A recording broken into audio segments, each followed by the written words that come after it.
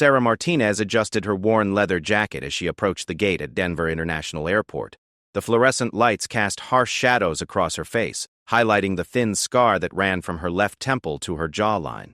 She clutched her boarding pass with fingers that trembled slightly, not from nervousness but from the chronic pain that had become her constant companion since returning from deployment.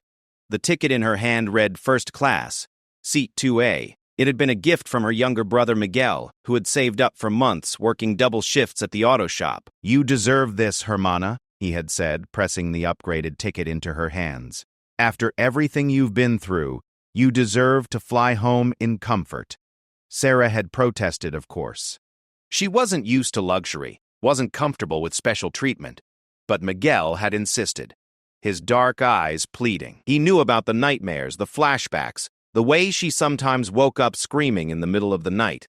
He knew she needed something good in her life, something that reminded her that she mattered. As she made her way through the airport, Sarah couldn't help but notice the stairs. Her appearance drew attention wherever she went. The faded jeans with carefully patched holes, the combat boots that had seen better days, the jacket that had been with her through 3 deployments.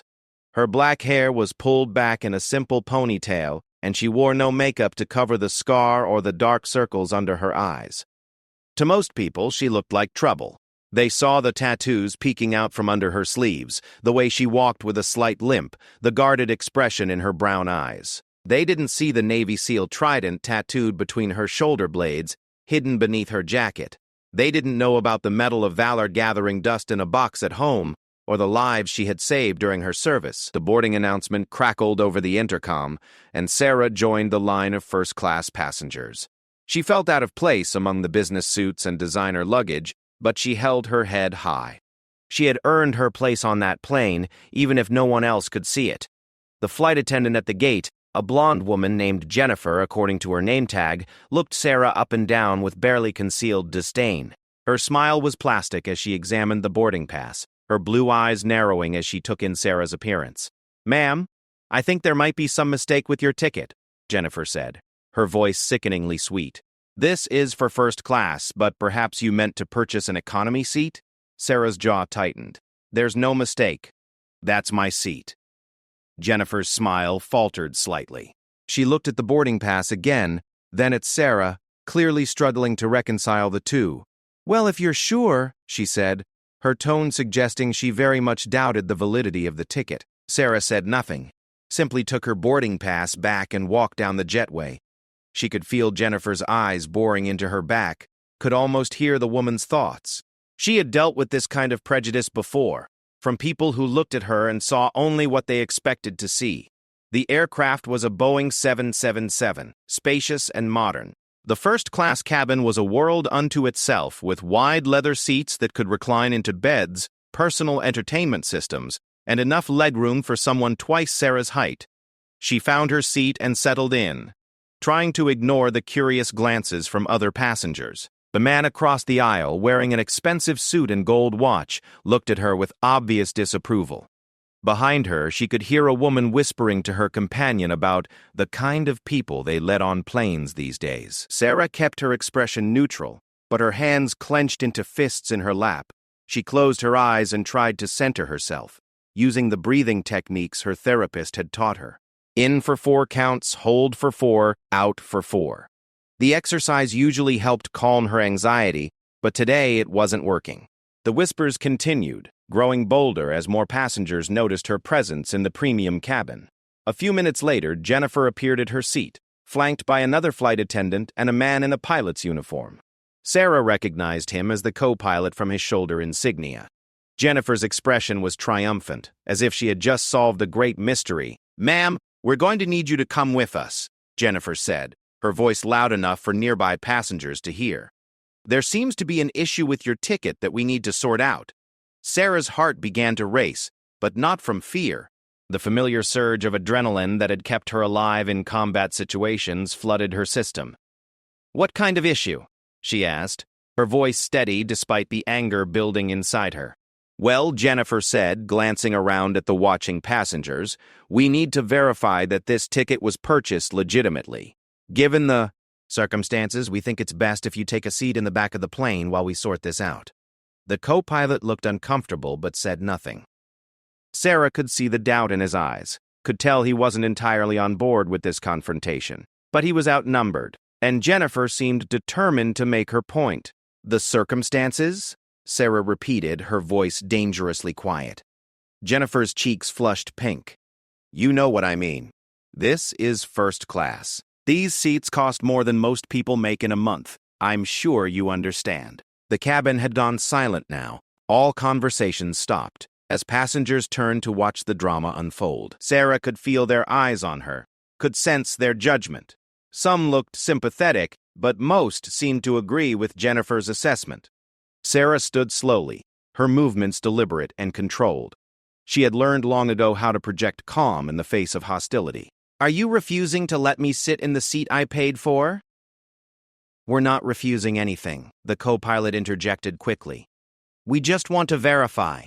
"Based on what?" Sarah interrupted, her brown eyes flashing. "Based on how I look? Based on the fact that I don't fit your idea of what a first-class passenger should be?" Jennifer's mask slipped completely now, her true feelings written across her face. "Look, I don't know how you got that ticket, but I know you don't belong here. So why don't you just take a seat in economy and save us all some trouble?" The words hung in the air like a challenge. Sarah felt the familiar fire building in her chest, the same rage that had once driven her to excellence in the military. But this wasn't a battlefield, and these weren't enemy combatants. These were just ignorant people making assumptions based on prejudice. She reached into her jacket and pulled out her military ID, the one she still carried even though she had been medically discharged 6 months ago. "Sarah Martinez, Petty Officer First Class United States Navy," she said, her voice carrying the authority of someone who had commanded respect in life-or-death situations. Jennifer barely glanced at the ID. "That doesn't change anything. Military or not, you still don't have the right to be in first class if you can't afford it." The insult hit Sarah like a physical blow. After everything she had sacrificed, everything she had given up for her country, this woman was treating her like a criminal. The scar on her face throbbed, a reminder of the IED that had ended her military career and left her fighting for her life in a field hospital in Afghanistan. "I earned every penny of this ticket," Sarah said, her voice barely above a whisper. "My brother saved up for months to buy it for me. But even if I hadn't, even if someone had given it to me out of charity, I would still have the right to sit in the seat that's printed on my boarding pass." The co-pilot shifted uncomfortably, clearly aware that the situation was escalating beyond what he had signed up for.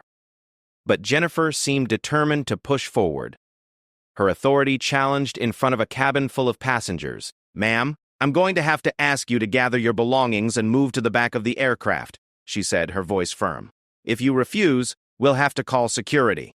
Sarah looked around the cabin, meeting the eyes of the passengers who were watching the confrontation. Some looked away, uncomfortable with what they were witnessing. Others seemed to be enjoying the spectacle. A few appeared sympathetic, but none spoke up in her defense. She thought about Miguel, about how excited he had been when he gave her the ticket. She thought about the months of physical therapy, the sleepless nights, the constant struggle to readjust to civilian life. She thought about the friends she had lost in combat, the ones who would never get the chance to fly first class or anywhere else. And she made her decision. "No," she said simply. Jennifer's eyes widened. "Excuse me?" "I said no. I'm not moving. This is my seat, and I'm staying in it." The tension in the cabin was palpable now. Jennifer's face was red with embarrassment and anger. The co-pilot looked like he wanted to be anywhere else in the world, and Sarah stood her ground, her shoulders squared and her chin raised, every inch the warrior she had been trained to be. "Security!" Jennifer hissed into her radio. "We need security to Gate 12 immediately." As they waited for security to arrive, Sarah remained standing beside her seat, her expression calm but determined. She had faced down enemy fire, had made split-second decisions that meant the difference between life and death for herself and her teammates. She wasn't about to back down from a flight attendant with a power complex. The other passengers murmured among themselves, their conversations a mix of outrage, sympathy, and uncomfortable silence. Some pulled out their phones, recording the confrontation. Sarah didn't care. Let them record. Let the world see how a veteran was being treated for the crime of not looking like she belonged. Minutes passed like hours. until finally, two airport security guards appeared at the entrance to the first-class cabin. They were both middle-aged men, one tall and thin, the other shorter and stockier.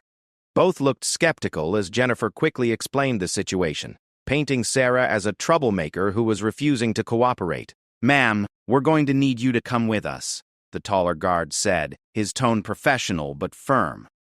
Sarah looked at him steadily. "Am I under arrest?" "No, ma'am, but—" "Then I'm staying in my seat. I haven't broken any laws, and I haven't violated any airline policies. I have a valid ticket for this seat, and that's where I'm going to sit." The guards exchanged glances, clearly uncertain about how to proceed. This wasn't a typical unruly passenger situation. Sarah wasn't drunk or disorderly. She wasn't making threats or causing a disturbance. She was simply refusing to give up her rightful seat. Jennifer stepped forward, her frustration evident. "She's disrupting the flight. We can't take off with her causing problems."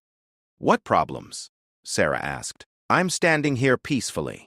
You're the ones causing a scene." The stockier guard looked around the cabin, taking in the watching faces and recording phones. This was exactly the kind of situation that could end up on social media and cause a public relations nightmare for the airline. He had seen enough viral videos of passengers being dragged off planes to know how badly these situations could go. "Look," he said quietly to Sarah, "why don't you just move to economy? We can work something out with the airline, maybe get you a refund for the difference." Sarah shook her head. "This isn't about money. This is about being treated with basic human dignity. I'm not moving." The confrontation continued for several more minutes with neither side willing to back down. The other first-class passengers were getting restless, checking their watches and muttering about delays. Some called for the flight attendants, demanding to know when they would be taking off. Finally, the captain himself appeared at the entrance to the first-class cabin. He was an older man with gray hair and kind eyes, wearing his uniform with the quiet confidence that came from decades of flying. The entire cabin fell silent as he approached, his presence commanding immediate respect. Sarah watched him carefully, trying to read his expression. Would he side with his crew, or would he actually listen to her side of the story? She had learned not to expect fairness from people in authority, but something about this man's demeanor gave her a glimmer of hope. The captain spoke quietly with Jennifer and the co-pilot, his expression growing more serious as they explained the situation. Sarah caught fragments of their conversation. Troublemaker, doesn't belong, security risk. Each word was like a knife twist in her chest.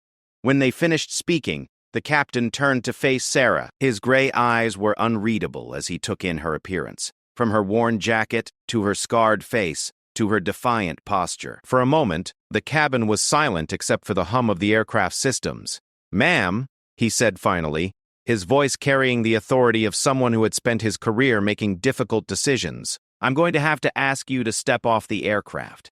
Sarah's heart sank as the captain's words echoed through the first-class cabin. She had hoped that he might be different, that he would see past the surface and recognize her right to be there. Instead, he was siding with his crew, adding his authority to their prejudice. "Sir," she said, her voice steady despite the disappointment crushing down on her, "I have a valid ticket. I haven't done anything wrong." The captain nodded slowly. "I understand that, ma'am. But my crew has expressed concerns about the disruption this situation is causing. For the safety and comfort of all passengers, I think it's best if you take a different flight." The words hit Sarah like a slap in the face. Safety and comfort. As if her mere presence was somehow threatening to the other passengers. As if being poor, scarred and tattooed made her dangerous. She thought about the men and women she had served alongside, the ones who had died protecting the very people who were now treating her like a criminal. "Captain," one of the passengers spoke up suddenly. It was an elderly woman in seat 1B, her white hair perfectly styled and her jewelry catching the cabin lights. "I don't understand what's happening here. This young lady has been nothing but polite. Why are you asking her to leave?" Jennifer shot the woman a sharp look. "Ma'am, please stay out of this. We know how to handle these situations." "These situations?" the woman repeated, her voice rising slightly. "What kind of situation is this exactly?" "A paying passenger trying to sit in the seat she purchased. Sarah felt a flicker of gratitude toward the stranger, but she knew it wouldn't change anything. The decision had been made, and no amount of protest from sympathetic passengers would alter it. She had learned long ago that the system rarely favored people like her. The captain cleared his throat, uncomfortable with the way the situation was developing. "Ma'am, I appreciate your concern, but this is an operational decision. We need to maintain order on the aircraft." "What disorder?" the elderly woman pressed. "She's been standing there quietly while your staff harassed her. If anyone's causing a disturbance, it's them." Other passengers began to murmur their agreement. A businessman in an expensive suit shook his head in disgust. "This is ridiculous. Let her sit down so we can take off." But Jennifer remained firm, her jaw set in stubborn determination. "Captain, we cannot have passengers who don't follow crew instructions. She's already shown that she's uncooperative." Sarah almost laughed at the absurdity of it all. Uncooperative. She had spent years following orders, putting her life on the line for her country, taking on missions that most people couldn't even imagine. And now she was being called uncooperative for refusing to give up a seat she had every right to occupy. "Fine," she said quietly, reaching down to grab her small backpack. "I'll go." The captain looked relieved, but Sarah caught something else in his expression. Regret, perhaps. Or maybe just the discomfort of a decent man forced to make an indecent decision. "Ma'am," he said softly, "the airline will provide you with a full refund and accommodation on the next available flight." Sarah shouldered her backpack, the weight of it familiar and comforting. It had been with her through 3 deployments, had carried everything she needed to survive in hostile territory. Now it carried the few possessions she had left after her medical discharge, and the long months of recovery. "Keep your refund," she said, her voice carrying clearly through the silent cabin. "But I want you to remember this moment, Captain. I want you to remember the day you threw a Navy veteran off your plane because she didn't look like she belonged." The captain's face went pale, but Sarah wasn't finished. She turned to address the entire first-class cabin, her voice strong and clear. "I served 3 tours in Afghanistan. I lost friends over there, good people who died protecting the freedoms we all enjoy. I came home with a Purple Heart and a medical discharge, and I've been fighting every day since then to find my place in a world that doesn't seem to want me." The cabin was completely silent now, every eye fixed on her scarred face. Even the flight attendants had stopped moving, frozen by the raw honesty in her voice. "My little brother saved up for months to buy me this ticket. He thought I deserved to fly home in comfort after everything I'd been through. He was wrong, apparently. I don't deserve comfort. I don't deserve respect. I don't even deserve the basic courtesy of being judged by my actions rather than my appearance." Jennifer shifted uncomfortably, her earlier confidence wavering as she realized that every passenger was now staring at her with expressions ranging from disapproval to outright disgust. Sarah began walking toward the exit, but she paused beside Jennifer's position. "You know what the worst part is? I fought for your right to treat me this way. I bled for it, and I'd do it again, because that's what honor means. But you wouldn't understand that." She continued down the aisle, her boots silent on the carpeted floor. Behind her, she could hear the murmur of conversations starting up again, passengers expressing their outrage at what they had just witnessed. But it was too late now. The damage was done. As Sarah reached the aircraft door, the captain called out behind her. "Ma'am?" "Wait." She turned, expecting to see the same uncomfortable authority figure who had asked her to leave. Instead, she saw something different in his gray eyes. Recognition, perhaps. Or maybe just the dawning realization of what he had done. "What's your name?" he asked quietly. "Petty Officer First Class Sarah Martinez," she replied, using her military rank out of habit. The captain nodded slowly, as if filing the information away. "Thank you for your service, Petty Officer Martinez." Sarah almost laughed at the irony. "You're welcome, Captain." She walked off the plane with her head held high, but inside she was crumbling. The jetway seemed to stretch on forever, each step taking her further from her seat, further from the respect she thought she had earned, further from the life she had imagined for herself after the military. At the gate, curious passengers waiting for the next flight stared at her as she passed. Some recognized her from the drama that was probably already spreading on social media. Others simply saw what they always saw, a troubled-looking woman who didn't belong in their world. Sarah found an empty corner of the terminal and slumped into a plastic chair. Her hands were shaking now, the adrenaline finally wearing off and leaving her feeling drained and defeated. She pulled out her phone and stared at Miguel's number, but she couldn't bring herself to call him. How could she explain what had happened? How could she tell him that his gift had been rejected, that his sister had been thrown off a plane like a common criminal? Instead, she sat in silence watching other travelers hurry past with their purposeful strides and expensive luggage. They belonged here in a way she never would. They moved through the world with confidence, secure in the knowledge that their presence would never be questioned, their dignity never challenged. Time passed slowly in the terminal. Sarah watched planes take off and land, carrying passengers to destinations she would probably never see. She thought about her team, scattered now across the country, each struggling with their own demons from their time overseas. Some had found their footing in civilian life. Others, like her, were still searching for a place where they belonged. Her phone buzzed with a text message from Miguel. "How's the flight, Hermana? Living it up in first class?" Sarah stared at the message for a long time before typing back. "Flight delayed. We'll call you later." It wasn't technically a lie. The flight probably would be delayed while they sorted out the paperwork and dealt with the fallout from her removal. But it felt like a betrayal of the truth, and Sarah had always prided herself on her honesty. As evening approached, the terminal began to empty out. The last flights of the day were departing, and most passengers had either reached their destinations or found hotel rooms for the night. Sarah remained in her corner, unsure of what to do next. She had enough money for a hotel room, but barely enough for another plane ticket. The idea of spending the night in the airport wasn't appealing, but it wouldn't be the worst place she had ever slept. She was beginning to doze off when a shadow fell across her chair. Sarah looked up to see a man in a pilot's uniform standing in front of her.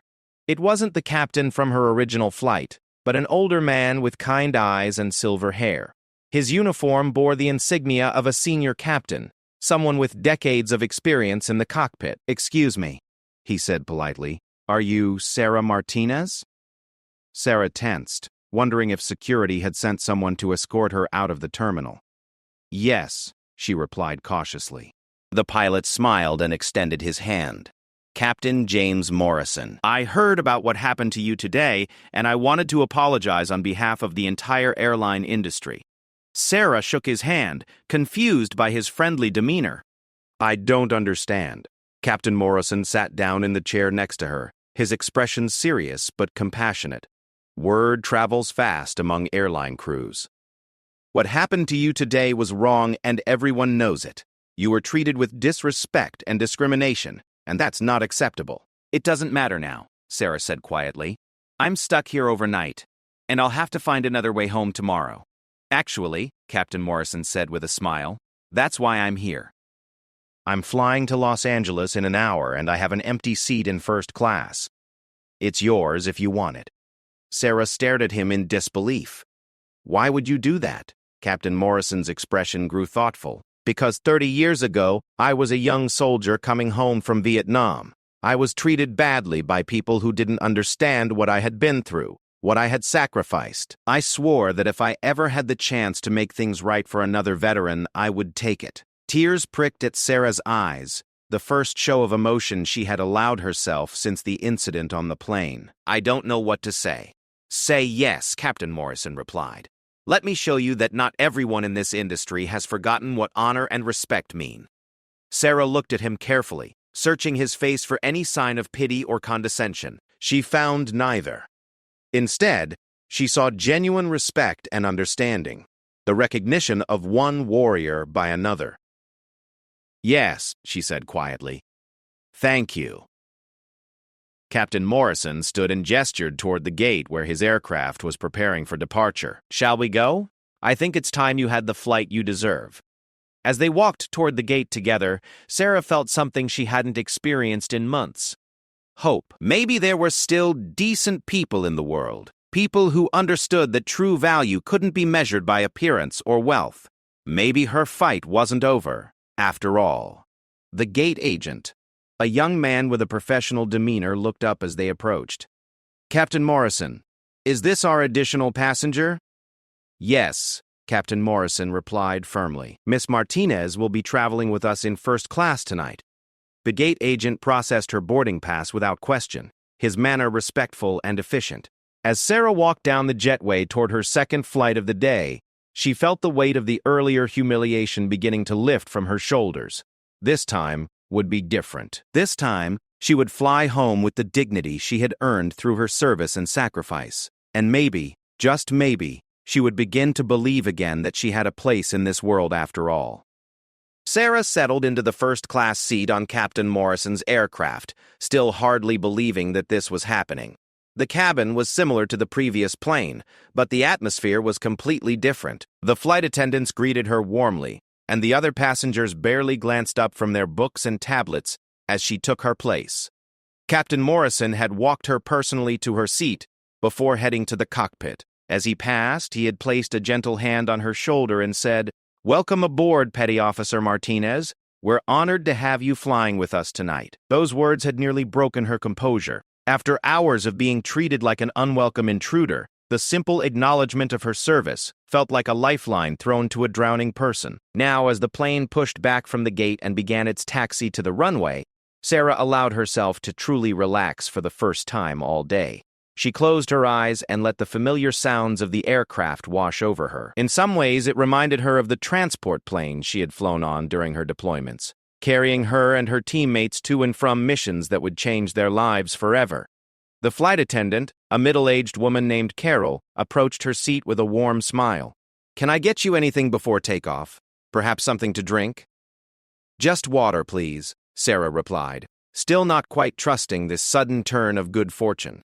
Carol returned moments later with a bottle of water and a small bag of mixed nuts. "Captain Morrison told us a little about your day," she said quietly. "Book, I want you to know that what happened to you earlier doesn't represent who we are as an industry. Most of us have tremendous respect for our service members." Sarah nodded, touched by the woman's sincerity. "Thank you.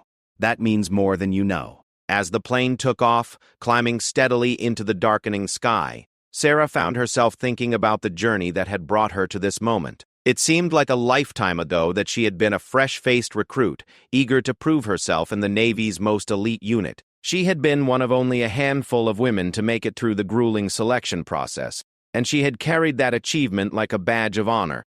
The early years of her career had been everything she had hoped for and more. She had deployed to some of the most dangerous places on Earth, conducting missions that saved lives and protected American interests. She had earned the respect of her teammates, men who initially doubted whether a woman belonged in their ranks, but who came to see her as an equal, a sister in arms. But warfare had a way of changing people, and Sarah had not been immune to its effects. She had seen too much death, experienced too much violence, lost too many friends. Each deployment had taken something from her, chipping away at the optimistic young woman she had once been. The end had come suddenly, brutally. Her team had been conducting a raid on a suspected bomb-making facility when the building exploded around them. Sarah had been thrown clear by the blast, but shrapnel from the improvised explosive device had torn through her left side, leaving her with the scar that now marked her face and the limp that would never fully heal. 3 of her teammates hadn't made it out alive. Their names were etched in her memory: Rodriguez, Thompson, and Kim. They had been more than colleagues. They had been family. And now they were gone, while she remained struggling to find meaning in a world that seemed indifferent to her sacrifice. The medical discharge had been inevitable. Her injuries prevented her from meeting the physical requirements of her position, and the Navy had no choice but to release her from active duty. She had received excellent medical care, a generous disability payment, and all the support services the military could provide. But none of that had prepared her for the reality of civilian life. In the military, Sarah had been valued for her skills, her courage, her dedication. She had been part of something larger than herself, working alongside people who understood the importance of the mission and the bonds that held them together. In civilian life, she was just another veteran struggling to find her place, another damaged person that society preferred not to think about too deeply. The job market had been particularly challenging. Despite her impressive military record and security clearances, many employers seemed uncomfortable with her background. They smiled politely during interviews, thanked her for her service, and then hired someone else. Someone without scars, without the intensity that came from years of life-or-death decision-making. Sarah had eventually found work at a small security consulting firm, but the pay was barely enough to cover her rent and medical expenses. She had moved in with Miguel to save money, sleeping on his couch in a tiny apartment near the auto shop where he worked. It wasn't the life she had envisioned for herself, but it was honest work, and it allowed her to maintain some semblance of independence. Miguel had been her anchor throughout the difficult transition. 7 years younger than Sarah, he had looked up to his big sister his entire life. When she had enlisted, he had been devastated but proud. When she had been wounded, he had flown to Germany to be by her side during her recovery. And when she had returned home broken and struggling, he had never once made her feel like a burden. A plane hit a patch of turbulence, jolting Sarah back to the present. She looked around the cabin, noting that most of the other passengers were already settling in for the long flight to Los Angeles. The businessman across the aisle was working on his laptop. The elderly couple in front of her were sharing a crossword puzzle, and the young woman behind her was listening to music with her eyes closed. It was such a normal scene, so peaceful and ordinary. Yet Sarah felt like an outsider looking in, separated from their comfortable world by experiences they could never understand and scars that would never fully heal. Carol appeared at her seat again, this time carrying a tablet. "Ms. Martinez, Captain Morrison asked me to show you something. Would that be all right?" Sarah nodded, curious about what the captain wanted to share with her. Carol handed her the tablet, which displayed what appeared to be a news article. The headline read, "Veteran removed from first-class flight sparks outrage on social media."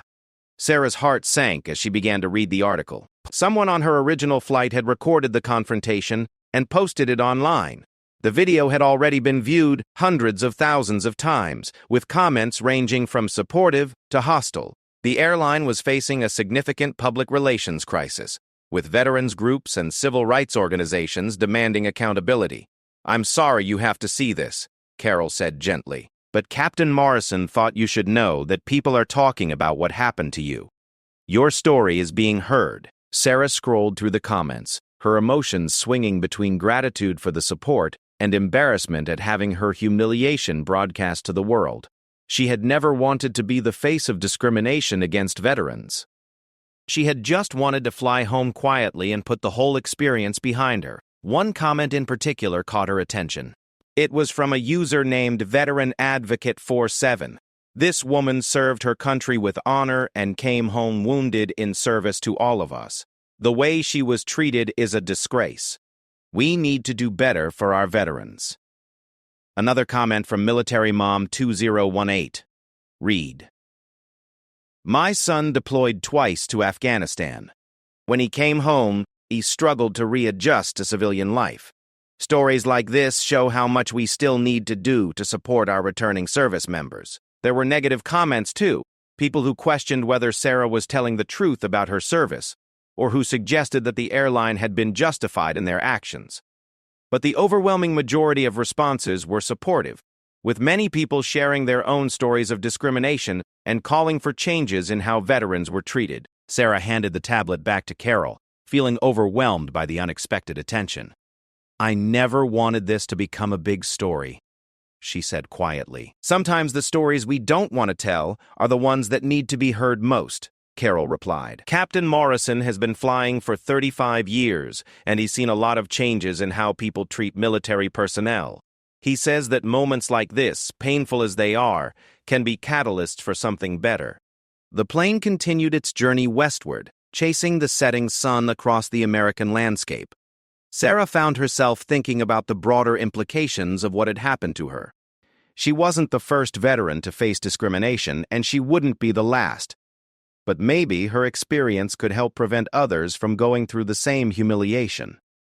As dinner service began, Sarah was surprised by the quality of the meal and the attentiveness of the crew.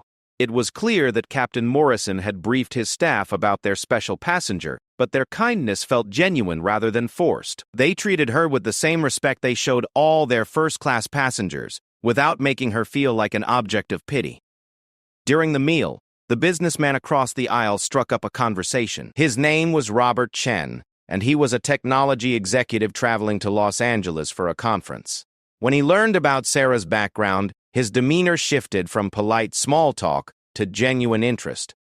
"I served in the Air Force for 6 years before getting into tech," he said. "That transition to civilian life can be incredibly challenging. How are you finding it?" Sarah was surprised by his directness and his understanding. Most civilians asked generic questions about her service, if they asked anything at all. But Robert seemed to genuinely want to know about her experiences. "It's been difficult," she admitted. "Everything feels different on the outside. The pace, the priorities, the way people relate to each other. Sometimes I feel like I'm speaking a foreign language." Robert nodded knowingly. "The structure of military life prepares us for a lot of things, but not necessarily for the ambiguity of civilian careers and relationships. Have you considered working with other veterans? There are some great organizations out there that specialize in helping service members transition." They talked for nearly an hour about the challenges facing returning veterans, the resources available to help them, and the potential for meaningful careers beyond the military. Robert gave Sarah his business card and encouraged her to reach out if she ever considered a move into the technology sector. "We need people with your background and experience," he said. "The skills you learned in the Navy, leadership, problem solving, working under pressure, those are incredibly valuable in the private sector." It was the first time in months that someone had talked to Sarah about her potential rather than her problems. By the time their conversation ended, she felt more hopeful about her future than she had since her discharge. As the flight progressed, Sarah found herself reflecting on the strange twists and turns of the day. She had started the morning dreading the flight but looking forward to seeing her family. The humiliation of being removed from her original flight had left her feeling defeated and worthless.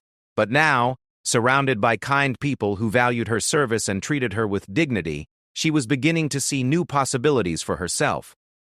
The plane began its descent into Los Angeles, just as the last light of day was fading from the western sky. The city sprawled out below them, a vast network of lights stretching from the mountains to the ocean. Sarah had visited LA several times during her military career, but she had never seen it quite like this. From the comfort of a first-class seat, with the knowledge that she was valued and respected. As they approached the airport, Captain Morrison's voice came over the intercom. "Ladies and gentlemen, we're beginning our final descent into Los Angeles International Airport. On behalf of the entire crew, I want to thank you for flying with us tonight. We have a special passenger aboard this evening, and I want to take a moment to recognize her service to our country." Sarah's cheeks burned with embarrassment as she realized he was talking about her. "Petty Officer First Class Sarah Martinez is traveling with us tonight, returning home after a difficult day. She served 3 tours in Afghanistan with the United States Navy, and she was wounded in the line of duty defending the freedoms we all enjoy. I want everyone aboard this aircraft to know that it is an honor and a privilege to have her flying with us." The cabin erupted in applause, with passengers turning to look at Sarah with expressions of respect and gratitude. Through the noise, she could hear someone say, "Thank you for your service," and others echo the sentiment. Sarah felt tears streaming down her face, but for the first time in a long time, they were tears of gratitude rather than pain. This was how she should have been treated all along, how every veteran deserved to be treated, with dignity, with respect, and with recognition of the sacrifices they had made. As the plane touched down and taxied to the gate, Sarah realized that something fundamental had changed within her. The humiliation of the earlier flight was still there, but it no longer defined her experience. Instead, she had been reminded of the goodness that existed in the world, the decent people who understood what service meant and who were willing to stand up for what was right. Captain Morrison appeared at her seat as the passengers began to disembark. "How was your flight, Petty Officer Martinez?" "It was perfect, Captain," she replied, meaning every word. "Thank you for reminding me why I served in the first place." He smiled and shook her hand firmly. "Thank you for your service and for your sacrifice. You make us all proud." As Sarah gathered her belongings and prepared to leave the aircraft, she felt a sense of purpose that had been missing from her life for months. The events of the day had been painful, but they had also opened her eyes to new possibilities. Maybe there was a role for her in civilian life after all. Maybe there were people who would value her experience and treat her with the respect she had earned. The future was still uncertain, but for the first time since her discharge, Sarah Martinez felt ready to face it with hope instead of fear. Sarah walked through the Los Angeles International Airport terminal with a different posture than she had carried that morning in Denver. Her shoulders were straighter, her head held higher, and though the same scars marked her face and the same limp affected her gait, she moved with renewed confidence. The kindness shown by Captain Morrison and his crew had reminded her of something she had almost forgotten, her worth as a human being and as a veteran. Miguel was waiting for her at baggage claim, his face lighting up when he spotted his sister emerging from the secure area. At 25, he still carried the enthusiasm and optimism that military service had slowly worn away from Sarah. His black hair was neatly combed, and he wore his best shirt, wanting to look respectable when he picked up his sister from her first-class flight. "Hermana," he called out, rushing to embrace her. "How was first class? Did they treat you like a queen?" Sarah hugged him tightly, breathing in the familiar scent of motor oil and aftershave that always clung to him after his shifts at the auto shop. For a moment, she considered telling him about the earlier flight, about the humiliation and discrimination she had faced, but looking at his eager face, she decided that some truths could wait. "It was incredible, Miguel," she said, and it wasn't really a lie. The second flight had been everything he had hoped it would be for her. "Thank you for making that possible. It meant more than you'll ever know." As they drove through the Los Angeles traffic toward Miguel's apartment, Sarah found herself really looking at the city for the first time in months. The palm trees swaying in the warm breeze, the diverse faces of people walking the sidewalks, the endless energy that pulsed through the streets. It was so different from the harsh landscapes of Afghanistan, but also different from the way she had been seeing it during her depression and isolation. Miguel chattered excitedly about his work, his girlfriend Maria, and his plans to eventually open his own auto repair shop.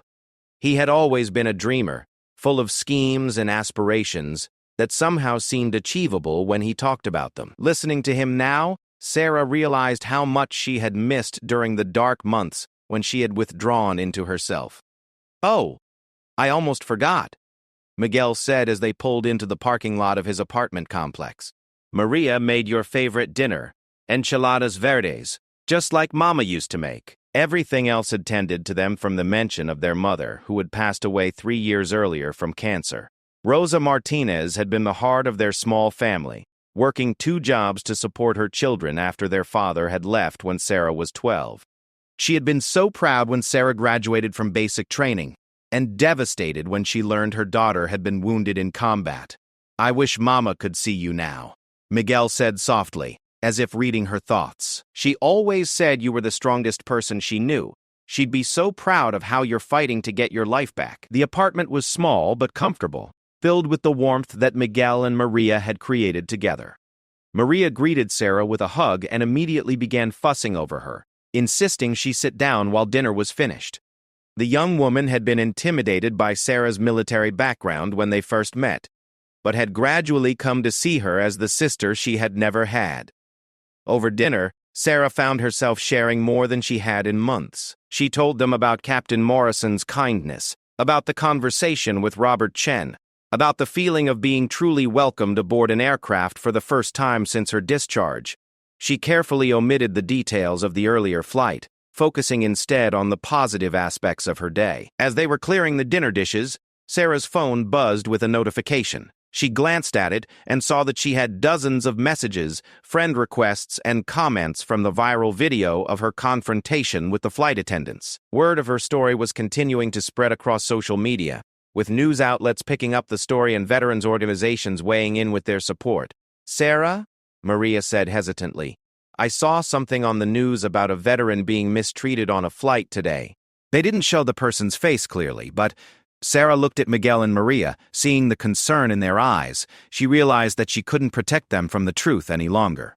Slowly, carefully, she told them what had really happened that morning, about the discrimination and humiliation she had faced before Captain Morrison had rescued her. Miguel's face grew dark with anger as she spoke. "Those people had no right to treat you that way. You're a war hero, Sarah. You saved lives over there."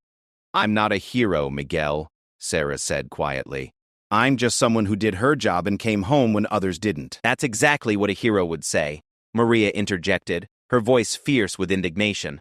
"What those flight attendants did was wrong, and everyone should know about it." As if to emphasize her point, Sarah's phone rang. The caller ID showed an unknown number with a New York area code. Sarah almost let it go to voicemail, but something made her answer. "Is this Sarah Martinez?" The voice was professional, polite, and unfamiliar. "Yes, who is this?" "My name is Jennifer Walsh, and I'm a producer with CNN. We've been following your story from today's flight incident, and we'd like to offer you the opportunity to share your side of what happened. Would you be interested in doing an interview?" Sarah's first instinct was to refuse. She had never wanted to be in the spotlight, never sought attention for her service or her struggles. But as she looked at Miguel and Maria, both watching her with hopeful expressions, she began to reconsider. "What would the interview involve?" she asked. "We'd like to talk to you about your military service, your transition to civilian life, and what happened on that flight today. We think your story could help shed light on the challenges facing returning veterans and potentially lead to positive changes in how they're treated." Sarah asked for time to think about it and promised to call back within 24 hours. After she hung up, the three of them sat in the living room discussing the unexpected opportunity.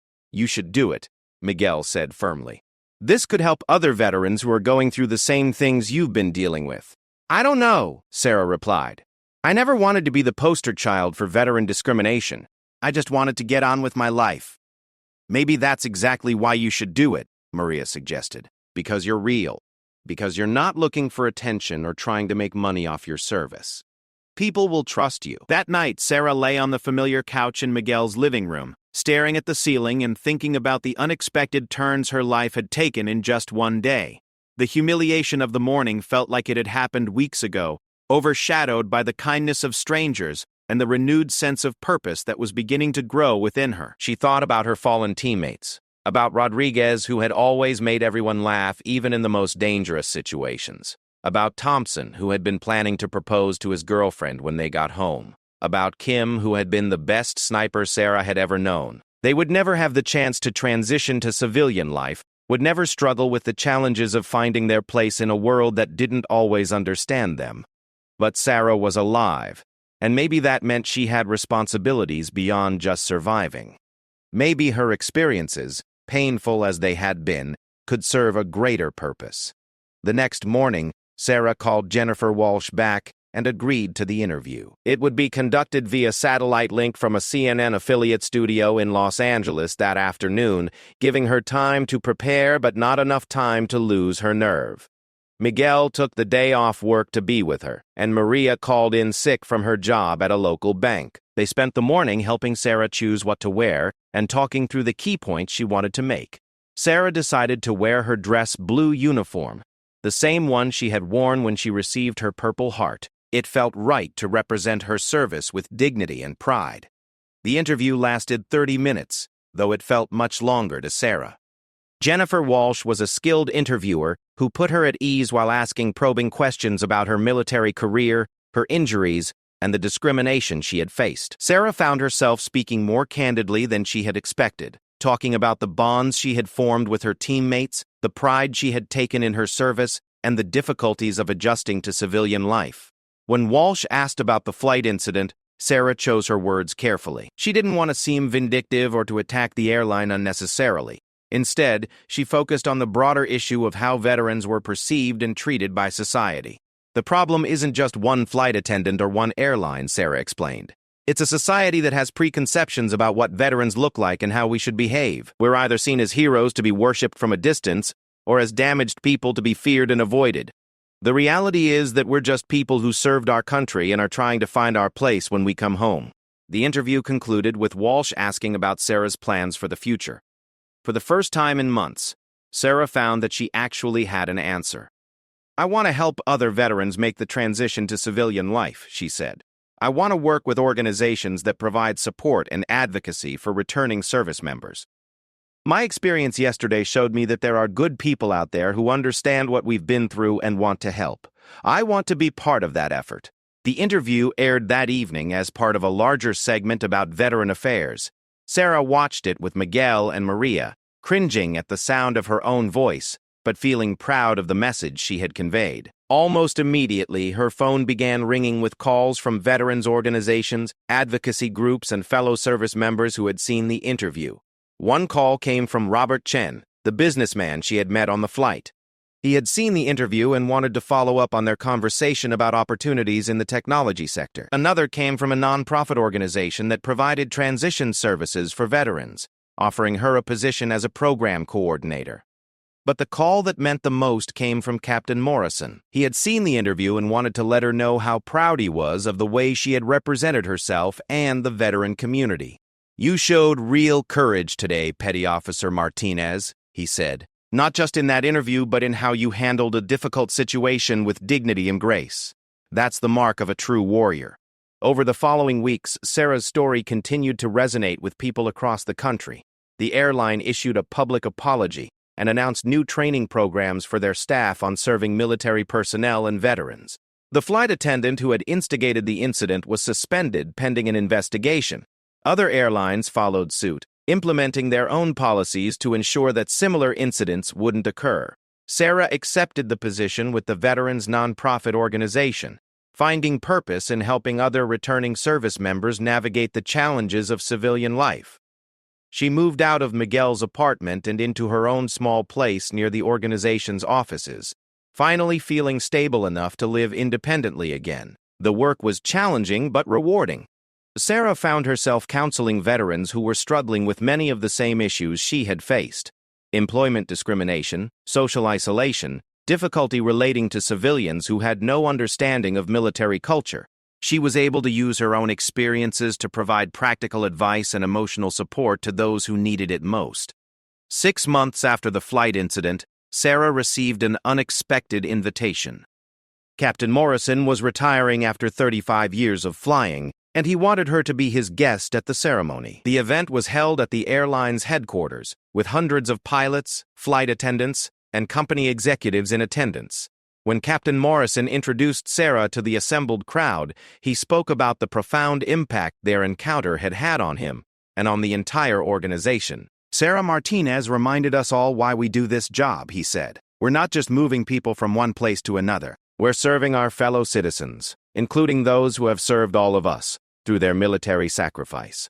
She taught us that true service means treating every passenger with dignity and respect, regardless of their appearance or background. After the ceremony, as Sarah was preparing to leave, she was approached by a familiar figure. It was Jennifer, the flight attendant from her original flight. The woman looked nervous and contrite, her earlier arrogance completely absent. "Miss Martinez," she said quietly, "I wanted to apologize for what happened that day. I was wrong, and I'm sorry. Your story helped me realize how many assumptions I was making about people based on how they looked." Sarah looked at the woman for a long moment, remembering the humiliation and anger she had felt that day. But she also remembered the lessons she had learned about forgiveness and moving forward. "Thank you for saying that," Sarah replied. "I hope we can both learn from what happened and do better in the future." As Sarah drove home through the Los Angeles traffic that night, she reflected on the journey that had brought her to this point. The flight incident that had seemed so devastating at the time had actually been the catalyst for positive changes in her life and in the lives of other veterans. She had found her purpose, her voice, and her place in civilian society. Her phone buzzed with a text from Miguel. "Saw you on the news tonight, Hermana. Mama would be so proud of the woman you've become." Sarah smiled as she read the message, knowing that her mother would indeed be proud. Not just of her military service, but of the way she had turned her pain into purpose, her struggles into strength. She had learned that being a warrior wasn't just about fighting battles overseas, but about fighting for justice and dignity in all aspects of life. The future stretched ahead of her, full of possibilities she was only beginning to explore. There would be challenges, setbacks, and difficult days, but Sarah Martinez had learned something valuable about herself and about the world around her. She had discovered that even in the darkest moments there were people willing to stand up for what was right, and she had found her own strength to be one of those people. The Navy SEAL trident tattooed between her shoulder blades was no longer just a symbol of her past service. It had become a reminder of the values she carried with her into civilian life: honor, courage, and commitment to something greater than herself. Those values would guide her forward, no matter where her journey led.